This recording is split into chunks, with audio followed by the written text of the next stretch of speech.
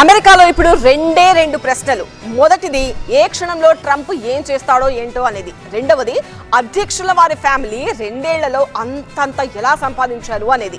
Yes, Trump మొదటి నుంచి కరోడ్పతినే, కానీ రెండోసారి ప్రెసిడెంట్ పోస్ట్ వచ్చాక ట్రంప్ తో పాటు ఆయన గారి ఫ్యామిలీ మెంబర్స్ ఆస్తులు అసాధారణంగా పెరిగిపోతున్నాయి. మిగతా వాళ్ళు డౌన్ అవుతుంటే ట్రంప్ ఒక్కడే అలా అలా ఎలా ఎదిగిపోతున్నాడు, అంతగా ఎలా సంపాదించేస్తున్నాడు?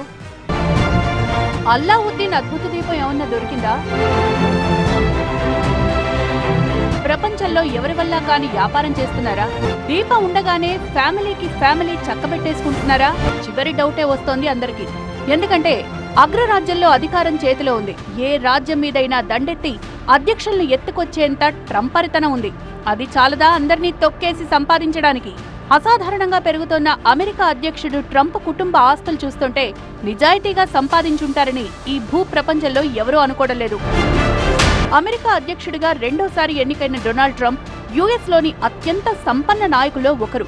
రియల్ ఎస్టేట్ వ్యాపారం నుంచి డిజిటల్ కరెన్సీ వరకు ఆయన వేలు పెట్టని రంగం లేదు. ట్రంప్ కు 19 గోల్ఫ్ కోర్సులున్నాయి.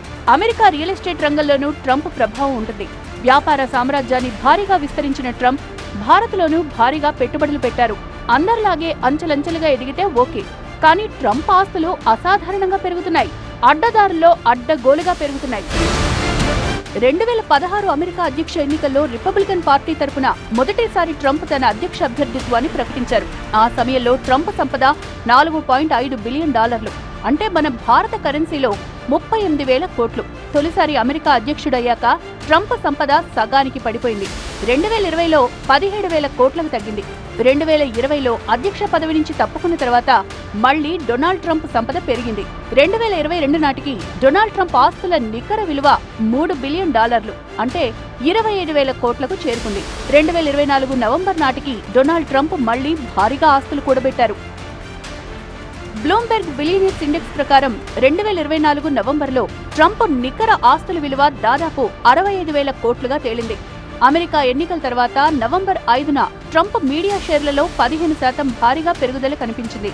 1971లో తండ్రి నుంచి వచ్చిన 3,500 కోట్లతో డొనాల్డ్ ట్రంప్ వ్యాపారాన్ని విస్తరించారు. లగ్జరీ భవనాలు నిర్మించారు. Trump palace, Trump world tower, Trump international hotel, resorts ఇలాంటివెన్నో ఉన్నాయి. ప్రపంచంలోని అన్ని పెద్ద నగరాలతో పాటు మన దేశంలోని ముంబై, పూణేల్లో 2 ట్రంప్ టవర్లున్నాయి. గురుగ్రామ్, కోల్కతా నగరాల్లో మరో 2 టవర్లను నిర్మిస్తున్నారు. క్రిప్టో కరెన్సీ వ్యాపారాలు, సోషల్ మీడియా పెట్టుబడులు, అంతర్జాతీయ రియల్ ఎస్టేట్ ఒప్పందాలు, లైసెన్సింగ్ ఆదాయం ఇవన్నీ ట్రంప్ కుటుంబానికి కాసులు కూడబెట్టాయి.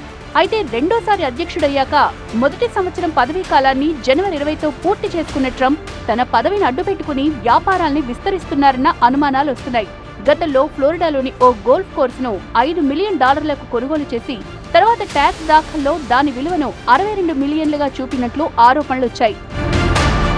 రియల్ ఎస్టేట్ తోనైతే ట్రంప్ ఆస్తులు ఇంతలా పెరగలేదు. రెండోసారి అధ్యక్షుడయ్యాక ట్రంప్ మీడియా గ్రూప్ బాగా ఎదుగుతోంది. తన మీడియా కంపెనీని ఎనర్జీ రంగంలోకి తీసుకొచ్చారు ట్రంప్.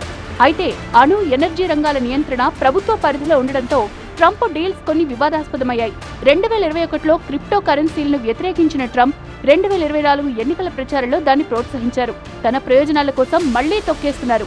రెండోసారి ప్రమాణ స్వీకారానికి 3 రోజుల ముందే ట్రంప్ తన సొంత మీమ్ కాయిన్ ప్రారంభిస్తే ఆయన సతీమణి మెలానియా ట్రంప్ తన పేరుతో మరో కాయిన్ వదిలారు. ట్రంప్ రెండోసారి అధ్యక్షుడయ్యాక Qatar, Saudi Arabia, UAE, Indonesia, మాల్దీవుల్లో బ్రాండింగ్ ఒప్పందాలు కుదిరాయి. ఇవన్నీ ప్రభుత్వాలతో సన్నిహిత సంబంధాలు ఉన్న సంస్థలతోనే జరిగాయి. ఒక్కో ఒప్పందం విలువ మిలియన్స్ లో ఉంటుందని అంచనా. ట్రంప్ బాటలోనే ఫ్యామిలీ అంతా సంపాదనలో పడింది.